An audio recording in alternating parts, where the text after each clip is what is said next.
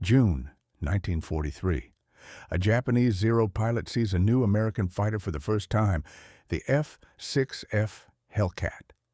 He studies it through his gun sight.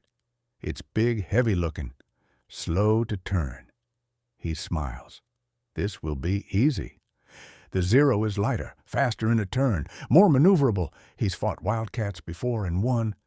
This new American plane looks even easier to kill. He banks toward it, confident, ready for another victory. 3 minutes later, he's dead. Shot down by a Hellcat he thought was inferior. This scene repeats across the Pacific. Japanese pilots laughing at the Hellcat, calling it clumsy, calling it a flying brick, until those flying bricks start killing them at a rate of 19-1.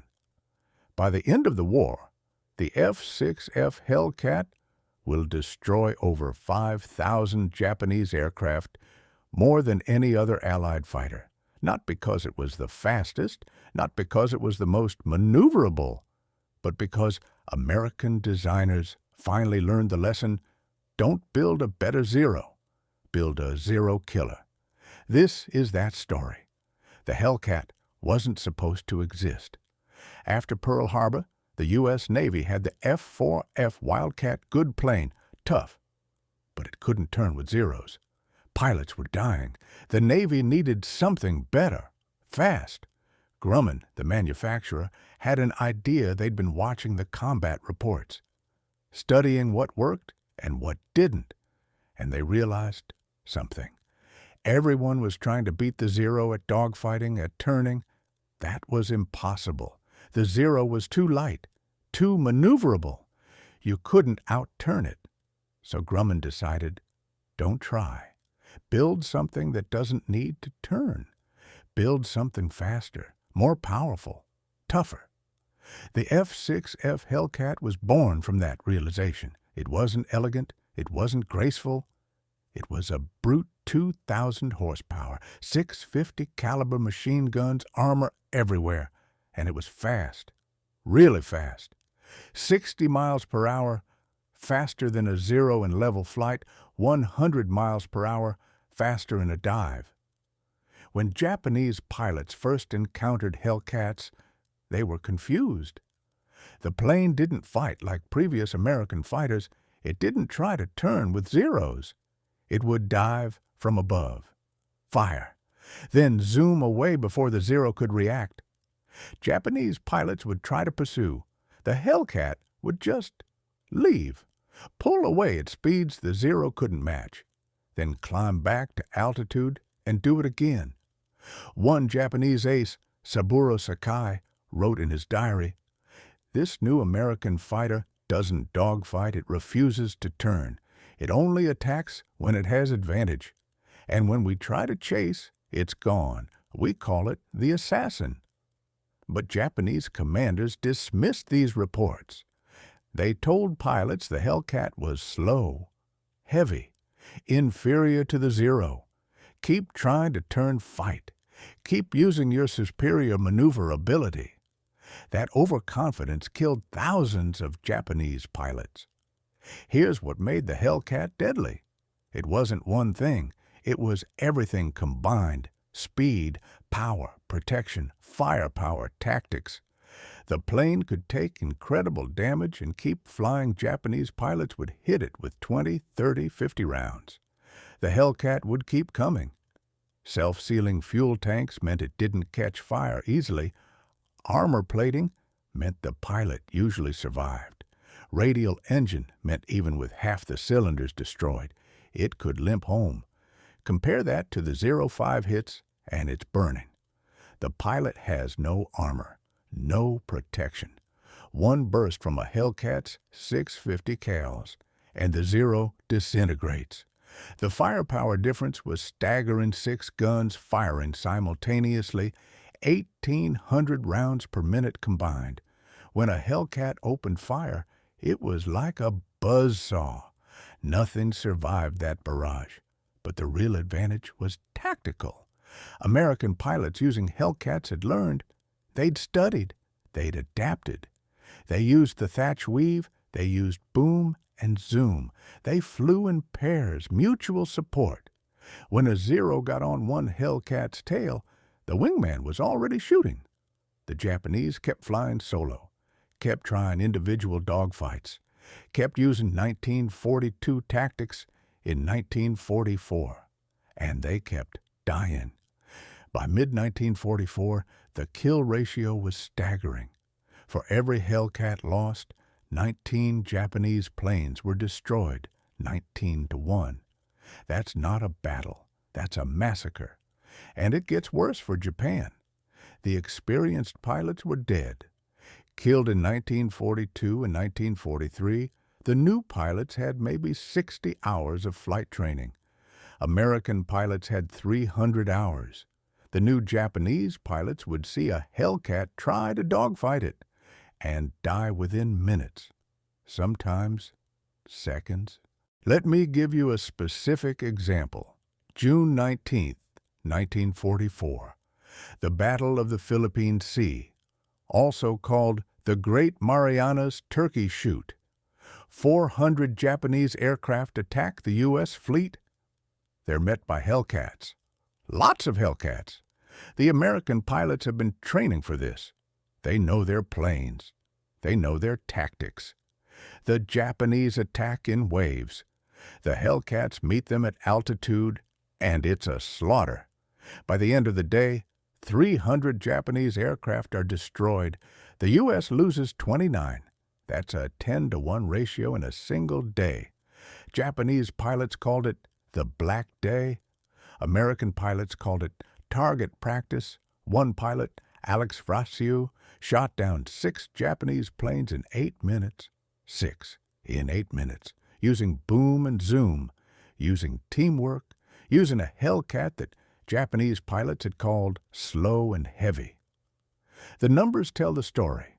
The F6F Hellcat served from 1943 to 1945.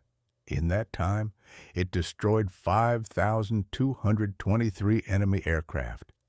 75% of all U.S. Navy air-to-air kills came from Hellcats. The top U.S. Navy ace, David McCampbell, 34 kills, all in a Hellcat.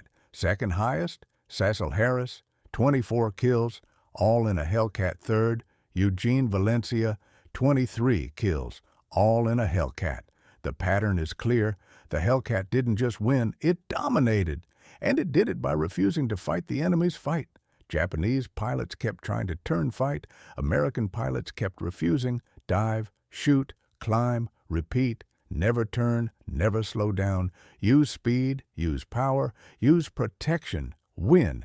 Here's what Japanese pilots said after the war. Saburo Sakai again. The Hellcat was our worst enemy, not because it was better in a dogfight. It wasn't. The Zero could still outturn it. But the Hellcat pilots never let us dogfight. They dictated every engagement. They chose when to fight, when to disengage. We could never catch them. And when they attacked, they hit hard and fast. We had no counter. By 1944, seeing a Hellcat meant probable death. We all knew it. Another pilot, Kaname Harada, we laughed at the Hellcat when we first saw it, called it the fat American plane. But it wasn't fat, it was armored, it wasn't slow, it was faster than us, it wasn't clumsy, it was lethal. We stopped laughing very quickly. The irony is brutal. The Zero was technologically superior in some ways. Better maneuverability, better climb rate at low speeds, longer range. On paper, it should have been competitive, but wars aren't won on paper. They're won by tactics, by training, by production, by adaptation. The Japanese never adapted. They kept building Zeros, kept training pilots to dogfight, kept using 1941 tactics. The Americans adapted constantly. New planes, new tactics, new training, better pilots, more pilots. The Hellcat was the result of that adaptation, built specifically to kill Zeros.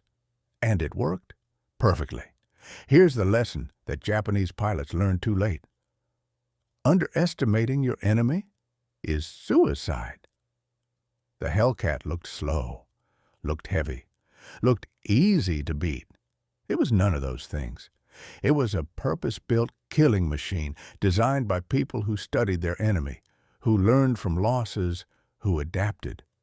The Japanese looked at the Hellcat and saw what they wanted to see, a target. The Americans looked at the Zero and saw what they needed to see, a problem to solve. One side adapted, one side didn't. The side that adapted won, the side that didn't lost 5,000 aircraft. By 1945, Japanese pilots feared the Hellcat more than any other American plane, more than the P-51, more than the P-38, more than the Corsair. Because the Hellcat was everywhere, carriers, land bases, swarms of them, and they all fought the same way, fast, aggressive, unforgiving. Japanese pilot training manuals from late 1944 specifically warned, do not engage F6F Hellcat in turning combat, do not engage in pursuit. If encountered, dive away immediately and seek cloud cover. That's not fighting, that's running. The aircraft they called slow and heavy had become their nightmare. The flying brick they mocked became the most lethal fighter in the Pacific. The final kill count says it all. Over 5,000 Japanese aircraft destroyed by Hellcats. Thousands of pilots killed. Japan's air superiority evaporated. Not because the Zero got worse, but because the Hellcat got better. Because American tactics got better. Because American training got better. The Japanese kept doing what worked in 1941. The Americans kept evolving. That's the difference between winning and losing, adaptation versus stagnation, evolution versus tradition, the Hellcat versus the Zero. 19-1. Those three numbers tell the entire story. For every Hellcat lost, 19 Japanese planes fell.